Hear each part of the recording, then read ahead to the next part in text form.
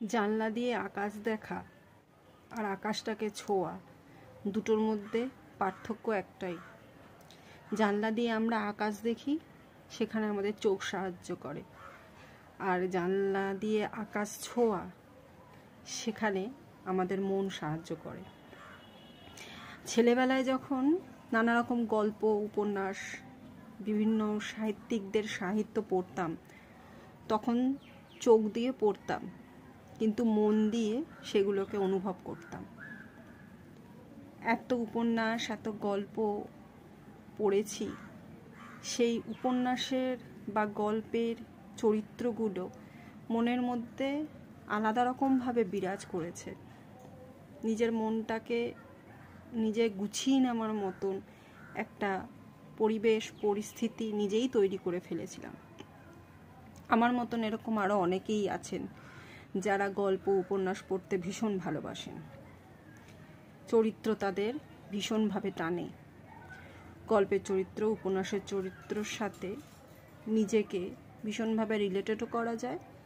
তেমনি বাস্তবতায় সেই রকম কোনো চরিত্রের মানুষ কিংবা সেই রকম চরিত্রের ধারগাছা কিছু মানুষকে দেখলেও মনে হয় যে হ্যাঁ, ওগুলো সত্যই গল্প শুধু নয়, কিছুটা বাস্তবতার ছোঁয়া নিয়েও গল্প সাহিত্য তৈরি হতে পারে।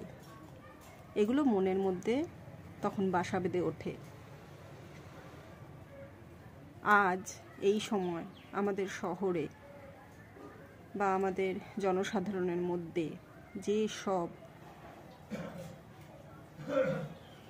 কাজকর্ম চলছে, যা সব মিটিং, মিছিল, এক্সেট্রা এক্সেট্রা এগুলো যে ঘটছে, এগুলো যত দেখছি, যত এগুলো সম্পর্কে পড়ছি, মনে হচ্ছে যেন সেই গল্প, উপন্যাসের সঙ্গে বাস্তবতার আর কোনো মিল রইল না।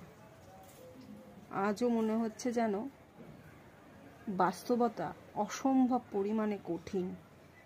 সেখানে গল্প, উপন্যাস, সাহিত্য এগুলো যেন কেমন ধোঁয়াশা, কেমন একটা কুয়াশার মধ্যেই মিলিয়ে গেছে। ভাবতেও অবাক লাগে। আর এই ভাবনাগুলো অবাক করাই হয়, কারণ আজ মনে হচ্ছে সমাজের এমন জায়গায়, এমন একটা স্তরে আমরা দাঁড়িয়ে আছি যেখানে আমাদের গল্প, উপন্যাসের থেকে বাস্তবতাটাকেই বেশি দেখতে হচ্ছে।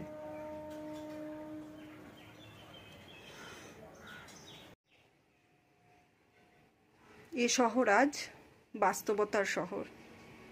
এ শহর আজ গল্পকথা, এ শহর আজ সাহিত্যের শহর নয়।